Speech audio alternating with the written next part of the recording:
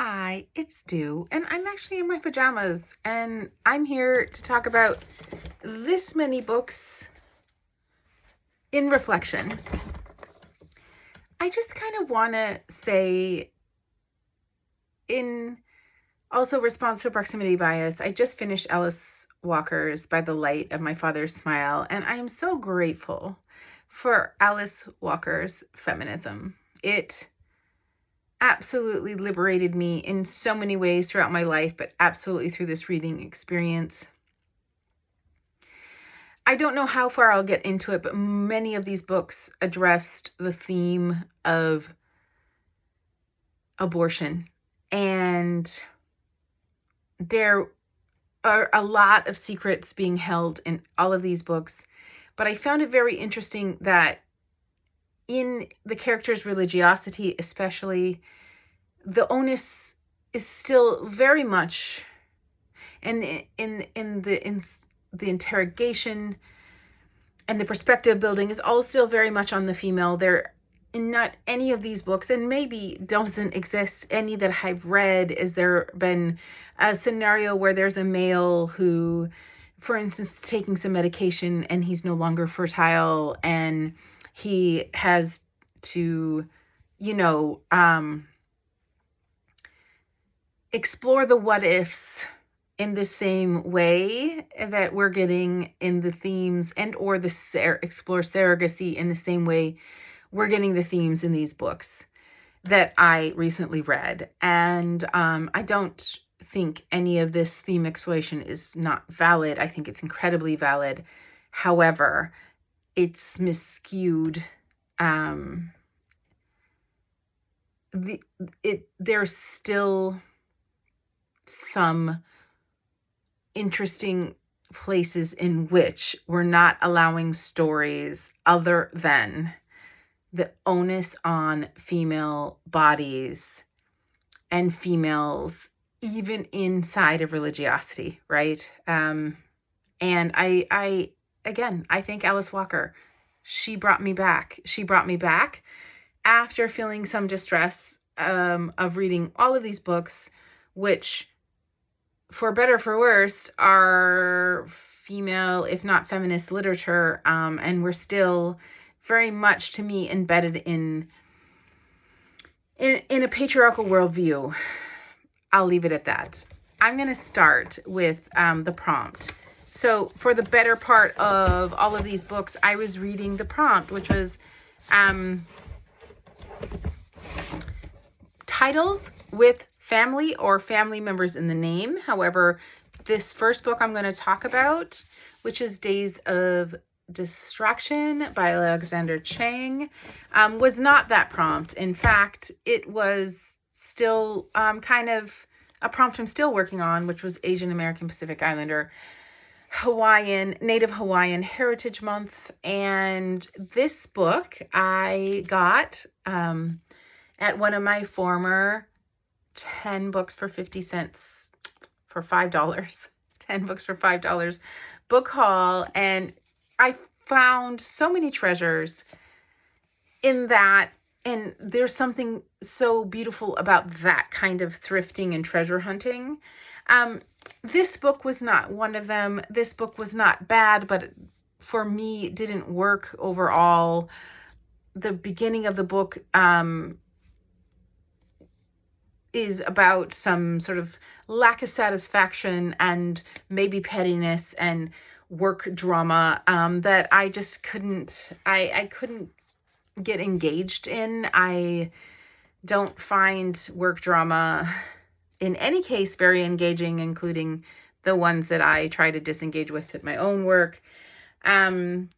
It's looking at what I think could be described as a quarter-life crisis, where I really appreciate coming of any age and coming of adulthood really being realized differently. Like, there's coming of age as adolescence, and then there's like, I'm supposed to be a full-fledged adult. And I think this book is trying to kind of look at that, but also a little bit falling short in that regard. The second part of the book is a road trip that the protagonist takes with her fiance, because she decides to give up everything and go with her fiance across the country. They're currently living in San Francisco, and she decides to give up everything and do a road trip and uproot and then reroute in Ithaca, New York. And the road trip was probably the most compelling part of the book. I've always liked books about road trips. We've heard me talk about this before. And, you know, it's like going back to Carrying Around on the Road by Jack Kerouac, right? I liked the road trip. I liked the contemporary sort of look at what it's like to travel across America, including states that I'm from. And I found the book getting a little interesting because here we got into some of the microaggressions and some of the ways in which this fiance, who's a white man, just doesn't get it as a man, just doesn't get it as a white man. And where I think authors such as Rachel Yoder did this a little bit better, I got, and Come and Get It, yeah, really focused on microaggressions as well. I thought it was done better. I appreciated that part of the book, but then we get to Ithaca, and the protagonist goes to a museum, maybe library, starts to look up historical documents, and we phase into this part of the book where we're reading like the Chinese Exclusion Act and other media publications about interracial marriages and the sentiments and the real codified systemic racism that was happening, that this protagonist is trying to, you know, come to terms with. Like, the microaggressions are a bit baddie making, and so she kind of wants to trace it back to the source. And at that point, I sort of felt like this author, Alexander Chang, maybe should have just written a nonfiction, because it felt like it would have been better as a nonfiction. Any case, I'm talking too much about a book that didn't really land for me. I just want to say that also, then she goes to Hong Kong to sort of meet her estranged father, to deal with some kind of abandonment issues. And there was more potential there that it just didn't quite meet. There was a lot of good bones in this book. There was a lot of ways in which I really wanted to like this book. However, every time I picked up the physical or digital copy of this book, I felt sort of dread. I thought, oh no, I'm going to read this book. And I felt more of an urge to get done with it than to stay in the story. And I understand that somebody else who probably is the target audience, maybe having themselves quarter-life crisis, could feel very differently about this book. And I want to really honor the work that all authors do. But it didn't really work for me. And this is the only, like, I'm going to say disappointing, because I kept wanting it to work and then it kept letting me down kind of book in all these 9 or 10 books that I have in front of me. I'm still very glad that I read it. I'm glad that I found it in that treasure hunt that I did. And I think that, as I said, I expect other people will really like this book. So I'm very happy I expect that I'm going to donate this to the Friends of the Library. It's a very well-conditioned hardback, and I think there's an audience for this book. The next book that I read was The Family Chow by Lan Samantha Chang, and this book did work for me. This book was fun. This book was this is a retelling. This is a modern retelling, and I think, as I said about the modern retelling of Antigone, of like, should I go back and read Antigone? What do I know about the brothers Karamazov? Which I haven't read, in full disclosure, but I feel like as part of kind of just a literature culture, I maybe knew some things. I've read other Dostoevsky's, and anyway, I thought that it worked. I thought it really worked. I thought a lot of the themes that Days of Distraction was trying to get to were gotten to on this.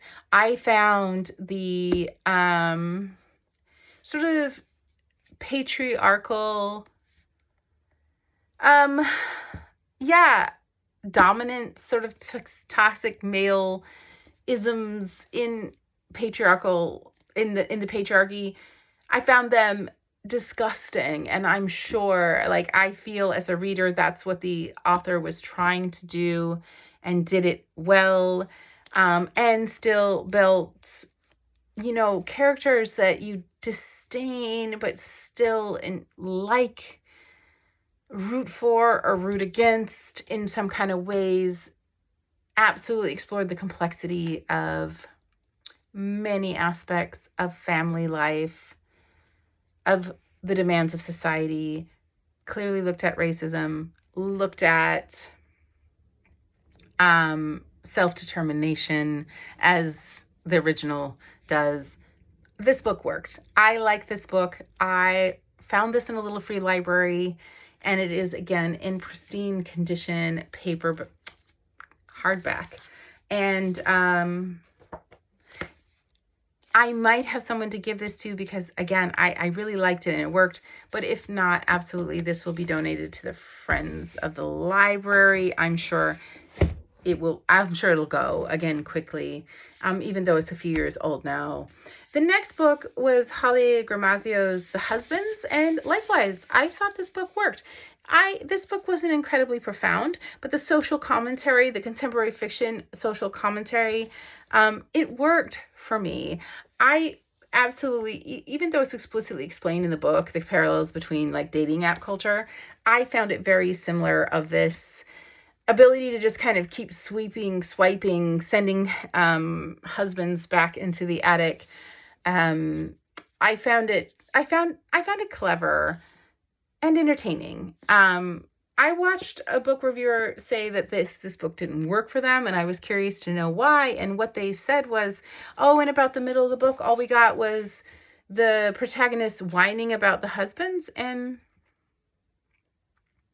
I didn't experience any whining in this book. I didn't think anything was whining. I think that there was some exasperation with this concept, these other humans bombarding this woman's life who never wanted to be married in her dialogue, and then feeling really like, I mean, what can she do? She keeps waking up to husbands. And I think the social commentary even of that, I mean, until very recently, even up until now, the demands on especially women who are single in their 30s, 40s are, seen as somewhat like, what are you doing wrong? Why won't you go and get a husband? And I think that this, without being like super in your face, I think this is a great, entertaining, somewhat silly social commentary. It worked for me. I was entertained the whole time. Absolutely would recommend this book to anybody that just doesn't want something that's super deep, but that works, that's entertaining, that likes London as a setting. I thought it did a great job as London as a setting. Moving on. How to Love Your Daughter by Hila Bloom. I really liked this book. I thought, as a mother, the look at motherhood was poignant and relatable. The protagonist in this book, whose name is, I believe, is Yoela has she has suffered from some health issues, very particularly mental health issues, and what reads to me like depression, some kind of severe depression. She's seen a therapist all of her life to try to deal with this, but it really comes to like it's sort of apex moment when she's pregnant with her daughter, whose name is Leia. And because of her sort of mental health crisis while pregnancy, she doesn't know if she wants to get pregnant again. And that's just kind of like a running side theme, because we get all of these beautiful, short, poignant, precious chapters about her experience as a mother. And then the anxieties that I think I certainly felt as a mother. They're very relatable to me of, am I being too much this? Am I being not enough that? How do I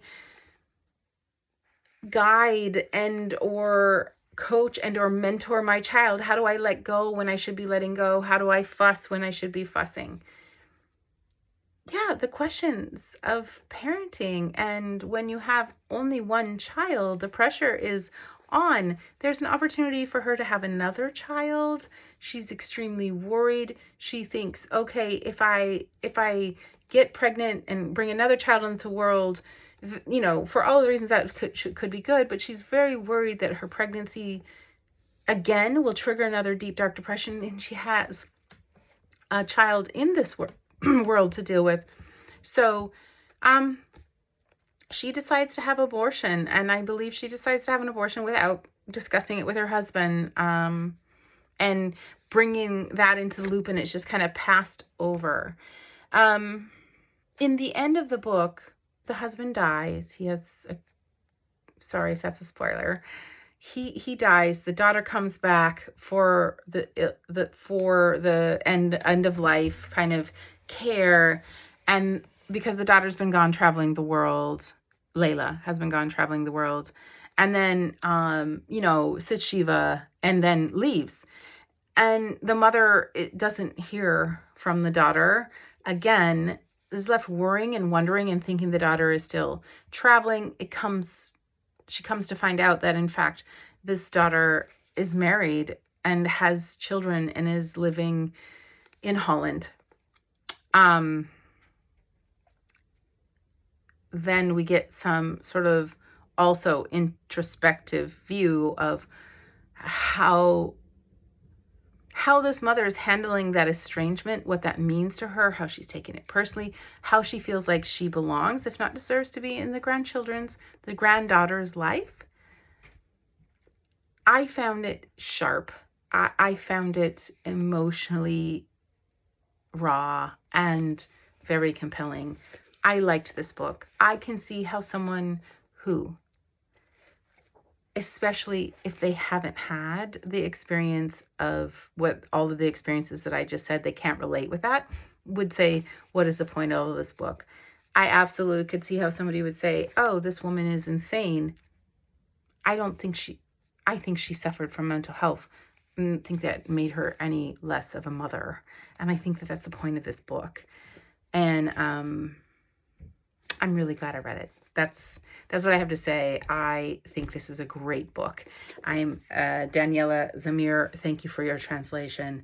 And this was an ARC. I found in a little free library. So I'm really glad that I had the opportunity to read this book. The next book that I read was Leila Lalami's The Secret Son. And this I found very recently at a thrift store. And I was really excited to find a Leila Lalami. I understand she's written a lot of books. This isn't her most acclaimed or most well-known, but I thought, again, the poignancy of this book was this book compelled me was compelling to me in a lot of ways. This book explored, it's called The Secret Son because it's about an only child of a mother and the sacrifices the mother made her whole life, told a little bit from the point of view of the son rather than this was all told. The Gila Blooms was all told from the point of view of the mother. In this case, the protagonist's mother falls pregnant to a man who has means, and the man's mother kicks her out. However, this son grows up believing that his father is dead, that his mother's a single mother because he, in fact, is the son of a dead father. And then he comes to learn that his mother hid a lot of things, including that his father is still alive, that he is a product of an affair. His mother was given money and banished, and given money and told to have an abortion, and she didn't. She chose to have this child, to live in poverty. There's a lot of the son looking at, like, why would you make that choice? Is this life worth living or no? I think that that's done really well. I think that the sacrifices of this mother for her son, and then, alas, the choices that he makes perhaps because he doesn't have very many other options, are all make a really compelling, and I'm going to use the word fraught, and I'm going to use it for the next book as well, read. The next book, and I have to say, How to Love Your Daughter, you know, the religiosity of the main character isn't so sharp. She's a religious person, but it's not really mandating her life. And however, it does spill out in all of the pages, and you understand the impact of religion. And in that case, the religion is Judaism. The Secret Son, the religiosity of the mother, the main characters, and how it's used and leveraged to create harmony and oppression, is very much explored in The Secret Son. And then The Mothers by Brit Bennett is exploring Christianity, very specifically the Black church in America. And again, it's fraught. This, above all of those books, looks at abortion as the kind of what if, and sticks with that. It really deals with hypocrisy. All of those books also dealt with hypocrisy and family, chosen family, betrayal. And I found this book so compelling and so frustrating. There were times when I was so frustrated, not by the author and the work, but by the characters and what the author was trying to do with them, in a way that I believe was intentional of the author, that I just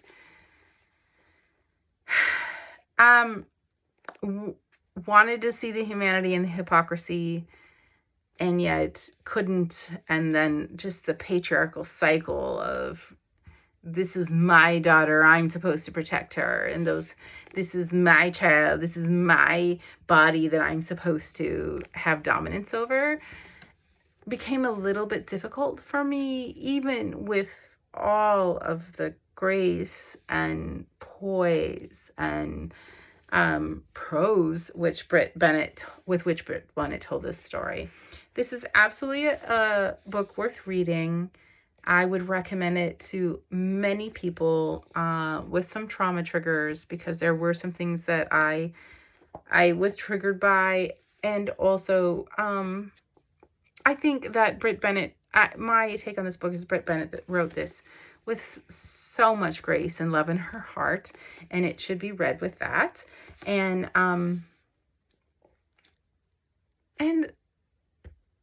it's a really well told and great story. Sisters of Mine. This is an arc. This is by Laurie Petro, Canadian author. Takes place in a small town. I've been in a lot of Canadian small town lately, by the Canadian authors I've been reading. I found the prose of this book quite beautiful. I found that the montage of life allowed for too many plot holes, and I was never fully drawn in by the characters, more so the plot. Again, the montage kind of created holes, but the characters, well, I didn't find them incredibly reliable, certainly not relatable, although some of the human conditions of them I found relatable. I didn't necessarily think that Laurie Petro did a great job of the character development here. She wrote it in the author's note. She's clearly a reader. Again, some of this prose is very beautiful.